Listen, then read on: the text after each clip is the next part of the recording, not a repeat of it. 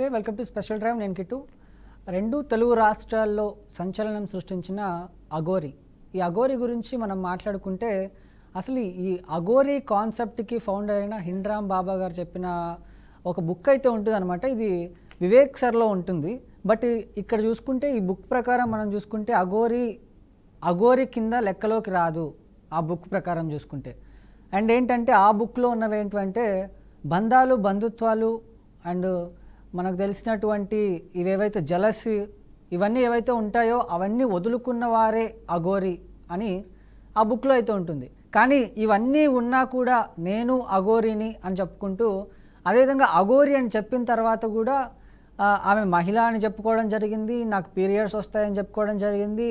అదేవిధంగా ఇద్దరు అమ్మాయిలు ఎందుకు పెళ్లి చేసుకుంటారండి, పెళ్లి చేసుకొని సభ్య సమాజానికి ఎలాంటి మెసేజ్ ఇస్తారని కూడా చెప్పుకోవడం జరిగింది. ఆవిడే మళ్ళీ పెళ్లి చేసుకోవడం జరిగింది. ఇవన్నీ పక్కన పెడితే నాకు మంత్రాలు వస్తాయి, నాకు పూజలు వస్తాయి అని చెప్పేసి కొంతమందిని మోసం చేయడం కూడా జరిగి 10 లక్షల రూపాయల డబ్బులు తీసుకోవడం కూడా జరిగింది. బట్ ఇక్కడ ఏంటంటే ఒక అబ్బాయిగా ఉన్నటువంటి వ్యక్తి అమ్మాయిగా మారిన తర్వాత అఘోరా నుంచి అఘోరిని అయింది. అఘోరిని అయిన తర్వాత మళ్ళీ పెళ్ళేంటి, అసలు అఘోరాలు పెళ్లి చేసుకుంటారా, అసలు ఆయన జెండర్ చేంజ్ చేసుకున్న తర్వాత ఒక అమ్మాయిల మీద ఫీలింగ్స్ వస్తాయా, ఈ విషయం గురించి మనతో మాట్లాడేందుకు trans community Telangana chairman Chandramukhi garu ఉన్నారు. ఒకసారి వారితో కూడా మాట్లాడదాం. Hello madam. నమస్తే. అసలు మీరు వినే ఉంటారు, రెండు తెలుగు రాష్ట్రాల్లో ఈ మధ్యకాలంలో మనం చూసుకుంటే చాలా సంచలనంగా మారిన విషయం ఇది. అసలు ఒక ట్రాన్స్ కమ్యూనిటీ అంటే ఒక అబ్బాయి నుంచి అమ్మాయిగా మారినటువంటి వ్యక్తికి అమ్మాయిల మీద ఫీలింగ్స్ వస్తాయంటారా? అసలు ముందు నేను ఒక మాట చెప్పాలనుకుంటున్నాను, క్షమించాలి. ట్రాన్స్ మహిళగా మారే వాళ్ళకి ఎవరికైనా ఫస్ట్ నుంచి అమ్మాయిలాగే ఉండి అమ్మాయిలాగా బ్రతకాలని, అమ్మాయిలాగా అయ్యేవాళ్ళు మాత్రమే ట్రాన్స్ మహిళలు హిజరాలుగా గుర్తిస్తాం మనం వాళ్ళని. మరి ఇక్కడ ఈ అఘోర గారు చూసుకుంటే 2 సంవత్సరాల ముందు మీసాలు, గడ్డాలు, జీన్స్ ప్యాంట్లు, టీషర్ట్ల మీద తిరిగారు. అది నాకు ఈ మధ్య నేను చూశాను. అండ్ తను ఫస్ట్ వచ్చినప్పుడు నేను మహిళని అని చెప్పారు.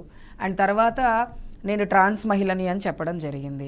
తను మహిళో, ట్రాన్స్ మహిళో లేకపోతే పురుషుడో అనేటువంటి క్వశ్చన్ మార్క్ తనకే ఉంది. అండ్ ఈ క్వశ్చన్ మార్క్స్ అన్నిటికీ చూసే ప్రేక్షకులకు నేను ఏం చెప్తున్నాను అంటే, మగవాళ్ళు ఎవరైతే బై బర్త్ ట్రాన్స్జెండర్స్ కాకుండా ఎవరికైతే వాళ్ళ జెండికల్ పార్ట్స్ తీసేయాల్సి వస్తుందో వాళ్ళని ఇమాస్కులేటెడ్ మెన్ అంటారు. ఇమాస్కులేటెడ్ మెన్ అంటే, ఇమాస్కులేషన్ అంటే ఏంటంటే ఆ పార్ట్స్ వల్ల తన బాడీలో ఏదో ప్రాబ్లం క్రియేట్ అవుతుంది కాబట్టి వాళ్ళకి సర్జరీ చేసి తీసేస్తారు. అలా తీయించుకున్నటువంటి వ్యక్తి ఏమో అని నేను అనుకుంటున్నాను ఒక రకంగా. అండ్ ఇంకొక రకంగా ఏంటంటే, మనం ఒక 100, 200 సంవత్సరాలు, 200, 300 సంవత్సరాల క్రితం వెళ్తే రాజులు కొంతమంది వాళ్ళ రాణి దగ్గర ఉండడం కోసము మంచి మగవాళ్ళని, బలశాలులని, వాళ్ళకు ఉన్నటువంటి మెయిల్ పార్ట్ని కట్ చేసి అక్కడ నించోబెడతారు. వాళ్ళని ఒక రకంగా ఇమాస్కులినేటెడ్ మెన్స్ అని చెప్తారు. ఈయన ఇమాస్కులినేటెడ్ మ్యాన్ అయ్యి ఉంటాడు ఫస్ట్ నాకు తెలిసి. అయిన తర్వాత ఏం చేయాలో అర్థం కాక బెస్ట్ ఆగ్యుమెంటేషన్ చేయించుకొని ఉంటాడు. ముందుగా చెప్పాలంటే పిచ్చి మనిషి, పిచ్చివాడు, పిచ్చోడు చేతిలో రాయిని చూసి ఇంతమంది జనాలు మాట్లాడుకుంటున్నారు కాబట్టి తను ఏం చేస్తున్నాడో తనకు తెలీదు. పీరియడ్స్ గురించి మాట్లాడడం జరిగింది. నేను ఒక ట్రాన్స్ మహిళని అని లిప్స్టిక్లు పెట్టుకోవడం స్టార్ట్ చేశాడు. ట్రాన్స్ మహిళ అయి ఉంటే ట్రాన్స్ మహిళలు కానీ, ట్రాన్స్ విమెన్స్ కానీ, మీ భాషలో ట్రాన్స్ జెండర్స్కి ఒక సపరేట్ పద్ధతి కానీ, మా కమ్యూనిటీలోకి వచ్చిన వాళ్ళు ఎవరు, మా కమ్యూనిటీలో ఉన్న వాళ్ళు ఎవరు అనేది మాకంటూ కొన్ని సిస్టమ్స్ ఉంటాయి. ఆ సిస్టమ్స్లో ఎక్కడ కూడా ఈ అఘోరి బాబా గారు లేరు. ఇప్పుడు ఆయన అఘోరి బాబా అనాలా లేకపోతే అఘోరి మాత అనాలా అనేది ఆయనే స్పష్టంగా చెప్పుకోలేకపోతున్నాడు. కాబట్టి ఆయన ముందైతే నేను ఒకటి చెప్తున్నాను, తను ట్రాన్స్ మనిషి మాత్రం కాదు.